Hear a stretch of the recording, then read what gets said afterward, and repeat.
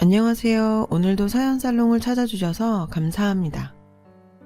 요즘 뉴스에 나오는 갑질 논란 보면서 뭐 저런 인간들이 다 있나 생각만 했지 그게 제 일이 될 거라고는 생각도 못했어요. 예비 시무의 이중성에 준비하던 결혼을 파혼하게 된 20대 후반 여자입니다. 저는 동네에서 부동산 하던 부모님 덕분에 어릴 때부터 제 이름보다는 최씨 복덕방 둘째라 불렸어요. 저희 부모님은 살면서 제가 본 사람 중에 가장 성실한 사람들이라고 해도 과언이 아닐 정도세요. 매일을 바쁘게 일하시는 분들이었고 그런 부모님의 노력 덕분에 풍족한 학창시절을 보낼 수 있었어요. 비록 어린 시절 부모님과의 추억이 거의 없다는 단점이 있었지만요. 평일 주말 할 것 없이 바쁘신 부모님이셔서 어린 시절부터 저희 자매는 둘이서 모든 일을 해결해야 했어요. 그 덕분이라고 해야 할까요? 자매 둘의 성격이 누군가에게 의존하기보다는 모든 걸 스스로 해결하려고 하는 자립적인 성격들로 자라게 되었죠. 그렇게 시간이 흘러 대학 졸업반이 된 저는 바로 취업을 하는 것보다 좀 더 넓은 세상을 보고 싶었어요. 대학생활 내내 알바해서 모은 돈으로 부모님께 손 벌리지 않고 미국으로 2년간의 어학연수를 떠나게 되었어요. 몇 년이나 철저하게 준비해서 시작한 미국 어학연수 생활. 그렇게 자립적인 사람이라고 생각했던 제가 나는 그저 부모님 그늘 아래서 편하게 살았구나를 깨닫는 데는 그리 오랜 시간이 걸리지 않았어요. 방 하나 구하는 것부터 어학원 알아보는 것까지 쉬운 일이 하나 없었습니다. 준비했던 돈은 2년간 미국 생활을 하기엔 택도 없었죠. 알바를 구하려고 해도 영어를 아주 잘하지는 못하는 동양인 여자애를 받아주는 가게는 없었어요. 결국 회사 다니고 있던 우리 언니에게 돈을 빌릴 수밖에 없었죠. 나중에 알게 된 사실이지만 아버지께서는 제가 어학연수 떠날 때부터 이런 일을 예상하신 듯 고집센 둘째다 분명 본인에게 손 벌리지 않을 거라며 언니를 통해서 지원해 주셨답니다. 그 덕에 중간에 한국으로 돌아가는 일은 없었어요. 그렇게 1년쯤 흘렀을까요? 영어도 많이 늘고 미국 생활에도 적응하면서 샌드위치 가게에서 일을 하게 되었어요. 그곳에서 그 남자를 만나게 되었죠. 매일 오전 10시쯤 수더분한 차림에 악기 가방을 메고 메뉴판을 뚫어지게 보다가 주문하곤 했어요. 그의 선택은 늘 가장 싼 2불짜리 샌드위치와 1불짜리 커피였고 그의 악기 가방에 그려져 있는 태극기를 보고 우리나라 사람이라는 걸 알게 되었죠.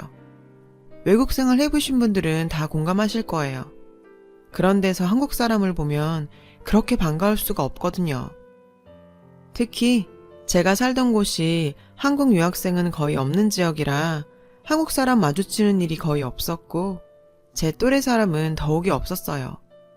매일 가장 싼 샌드위치를 시키는 그의 모습이 뭔가 저와 비슷한 것 같아서 사장님 몰래 2달러짜리 샌드위치를 마치 10달러짜리 샌드위치처럼 만들어줬더니 그가 저를 의아하다는 듯 쳐다봤는데요. 한국 사람이죠? 서비스예요. 저희는 그렇게 인연을 가지게 되었어요. 가끔 만나서 밥 먹으면서 이런저런 이야기 나누다 보니 그에 대해서 알게 되었는데요. 바이올린 공부를 위해 미국으로 왔다는 그의 집안은 온 가족이 음악을 하고 있는 음악가 집안이었습니다. 여유 좀 있는 집안 형편이었음에도 어릴 때부터 부모빨로 성공했다는 소리가 듣기 싫어서 부모님 지원 없이 지내다 보니 가장 싼 샌드위치를 먹을 수밖에 없었다고 말했어요. 매일 메뉴판 앞에서 고민하던 이유를 듣게 되니 그와 제가 많이 닮았다는 생각이 들더라고요. 그에게 좀 더 뭔가 모를 동질감을 느끼게 되었고 먼 미국 땅에서 피 끓는 20대 중반 남녀의 만남은 좋은 관계로 발전하게 되었어요. 시간이 참 빠르게 흘러갔어요. 예정했던 2년의 어학연수를 마치게 되어서 제가 먼저 한국으로 들어오게 되었고 그 후 남자친구도 학업을 마치고 돌아왔죠. 2년간의 열애 끝에 결혼 약속을 하게 되었어요. 예비 시어머니께서는 본인이 적극 참여한 불우이웃을 위한 자선음악회에 저를 초대해 주셨어요. 그곳에서 예비 시댁 식구들과 첫 만남을 가지게 되었어요. 듣던 대로 남자친구의 집안은 부모님, 형제는 물론 심지어 삼촌 고모까지도 전부 음악하시는 음악가 집안이었어요. 늘 바쁘다 보니 대화가 적었던 저희 집과 달리 가족들끼리 같이 노래도 부르고 공연도 하는 남자친구의 집안을 보니 뭔가 부럽기도 하고 신선했는데요. 특히 예비 시어머니께서는 항상 노블리스 오블리제를 실천하기 위해서 노력하신다고요. 매년 자선공연도 이렇게 참여하시고 봉사활동도 다니시면서 약자들을 위한 삶을 살고 계신 분이라더군요. 저런 훌륭한 사람이 내 시어머니가 되실 분이라는 게 뿌듯하고 자랑스러웠어요. 시댁 식구들과 첫 만남 이후 같이 자선단체에 봉사활동도 다니면서 시댁 식구들과도 많이 가까워졌고 저희 아버지 건물에 있는 한식당에서 상견례를 약속하게 되었습니다. 상견례 전에 본가를 찾아갔는데 아빠의 오른팔에 깁스가 둘둘 말려 있었어요. 아빠, 손에 깁스 뭐예요? 다쳤어요? 아빠는 별거 아니라며 웃어 넘기셨어요. 아빠는 부동산업을 하시면서 허튼 돈 안 쓰고 좋은 건물 나올 때마다 사고 관리하고 하셨어요. 그러다 보니 지금은 꽤나 큰 건물의 건물주가 되셨지만 20년 전 2층짜리 건물주일 때나 지금이나 달라진 건 하나도 없었어요. 늘 자기 건물은 주인이 직접 관리해야 가치 있는 거라며 직원들과 함께 청소도구 들고 다니며 청소하셨죠. 위험한 일 직원들 어떻게 시키냐며 본인이 스스로 허드렛 일을 자처하기도 하셨고요. 그러다 보니 감전당하신 적도 있고 이마가 5cm나 찢어져서 피를 철철 흘릴 때도 있었던 터라 딸 입장에서는 이제는 좀 내려놓고 쉬셔도 되지 않겠냐고 하면 늘 하시던 말씀이 있으셨어요. 현아야, 내가 이렇게 안 하면 누가 이렇게 하니? 내가 내 건물 스스로 잘 가꿔야 여기 새 들어서 장사하는 분들한테 면이 서지 않겠어? 아빠는 건물에서 일하시는 직원분들이나 세입자분들을 먼저 생각하시는 분이었어요. 그러다 보니 아빠 건물에 한번 자리 잡은 곳은 오랫동안 그곳에서 영업을 했어요. 저도 식당 이모들과 거의 가족처럼 지냈고요. 그러다 보니 제 상견례 장소로 부모님과 10년 넘게 인연을 맺어온 이모님의 가게로 결정한 것도 어찌 보면 당연한 일이었죠. 식당 이모님은 제 상견례는 본인이 책임진다며 음식도 정말 정성껏 준비해준다고 하셔서 상견례 전에 가게를 방문했어요. 이모님께서는 정말 충격적인 이야기를 해주셨죠. 현아야, 김 사장님 팔 좀 괜찮으셔? 그때 보니 많이 다치신 것 같던데. 아, 지금은 많이 나으셨어요. 아무튼 저희 아빠도 참 그냥 좀 집에서 쉬시라니까 맨날 일하시다가 그렇게 다쳐오시고는. 에휴. 김 사장님이 말씀 안 하셨어? 그거 일하다 다친 게 아니고. 이모님의 말씀은 정말 충격적이었는데요. 아빠는 일하다가 다치신 게 아니라 건물에 있는 식당을 찾은 중년 아줌마가 로비에서 본인 구두에 껌이 붙었다며 청소하고 계시던 직원분을 불러서 폭언을 했답니다. 그걸 본 아빠는 그 중년 아줌마와 다툼이 있는 중에 말리시다가 그 중년 부부로부터 폭언과 폭행을 당했다고 해요. 그때 순간 며칠 전 남자친구가 저에게 했던 말이 떠올랐는데요.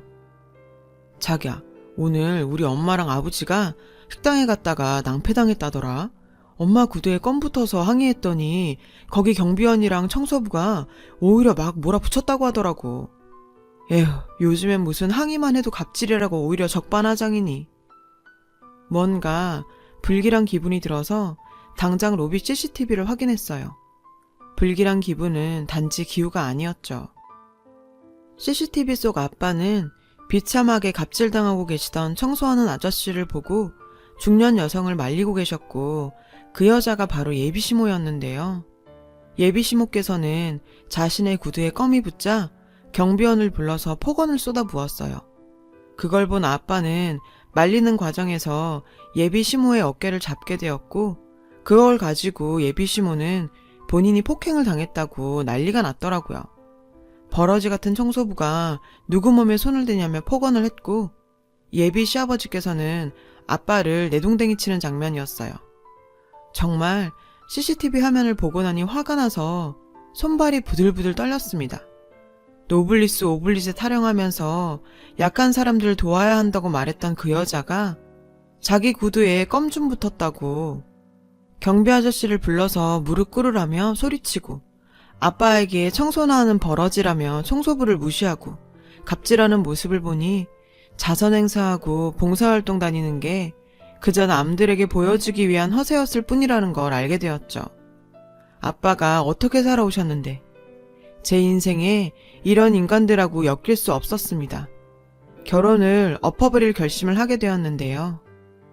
이모님께 이야기를 듣고 CCTV를 확인하고 하다 보니 상견례가 1시간도 채 남지 않은 상황에서 아버지에게 갑질한 그 가식적인 인간들에게 사과는 받아야겠다 마음이 들어 상견례는 그대로 진행하게 되었어요. 사돈, 처음 뵙겠습니다. 이야기는 많이 들었습니다. 자수성가로 성공하신 분이라. 그 우아하고 교양 있는 모습으로 저희 부모님께 인사하는 그 여자는 역시나 말끔하게 차려입은 저희 아빠를 못 알아보는 눈치였어요. 참 어이가 없더군요. 며칠 전에 버러지 같은 경비원에 청소부라고 부르던 인간이 옷 하나 바꿔 입었다고 자수성가하신 훌륭한 분이라고? 사람 외적인 모습만 보고 이렇게 태도를 바꾸는 그 여자의 모습에 보는 것만으로도 역겨웠어요. 저희 아빠도 역시 깜짝 놀라는 눈치셨죠. 아빠, 여기까지 오시게 해서 미안해요. 나 꼭 직접 사과받아야겠어요. 이 사람들은 역시나 못 알아보네요. 저기요, 저희 아빠 못 알아보세요? 응? 아가야, 그게 무슨 소리니? 사돈, 뵌 적이 있던가요? 어디 골프장? 백화점? 어디서 낯이 있긴 한데. 아줌마, 자기보다 잘나 보이는 사람들한테는 고개 숙이고 자기보다 못나 보이는 사람한테는 갑질이나 처하는 게 당신 모습이죠. 노블리스 오블리제? 지나가던 개가 웃어요. 순간 남자친구는 당황한 듯 제 말을 가로막았는데요. 자기야, 무슨 말이야. 아줌마는 뭐고 갑질이라니. 우리 엄마가 언제. 한참을 생각하던 예비시모는 뭔가 떠오른 듯 말했죠. 아, 그 청소부? 아니, 부동산으로 성공한 분이라고 하길래 기대가 컸는데 청소하는 사람이 너희 아버지? 아이고, 부동산으로 집에 돈 좀 있는 줄 알고 결혼시킬랬더니 완전 사기꾼 집안이네, 사기꾼. 잘못하다가 청소부 집안이랑 결혼시킬 뻔했네. 현수야, 일어나라, 가자. 아줌마, 이 결혼은 당신이 없는 게 아니라 내가 없는 거예요. 며칠 전에 이 건물에서 그 난리 핀 거 아니었어요? 머리가 있으면 생각을 좀 해보세요. 부동산으로 성공하신 분이 왜 여기서 청소를 하고 있겠어요? 네? 이 건물이 우리 아버지 거니까 본인이 직접 청소하고 관리한다는 생각은 안 해보셨어요? 살면서 사람 눈이 그렇게 파르르 떨리는 건 처음 봤어요. 이 건물의 주인이 저희 아빠라는 사실을 알게 된 예비시모는 그 자리에서 마치 석고상처럼 굳어있더라고요. 저희 딸은 이미 결정한 것 같으니 저희는 먼저 일어나 보겠습니다. 아, 사돈, 우리가 잘못했습니다. 사돈인 줄도 못 알아보고 저희가 잘못했네요. 한 번만 용서해주세요. 결혼 몇 달 앞두고 이렇게 엎어버리면 어떡합니까? 애들을 봐서라도 제가 무릎이라도 꿇을게요. 네? 갑자기 식당을 나가려는 아빠의 바지가랑이를 잡고 매달리는 그 여자였죠. 정말 아빠 건물 앞에선 교양도 자존심도 다 버린 듯해 보였어요. 남자친구는 다 체념한 듯 고개를 푹 숙이고 있었어요.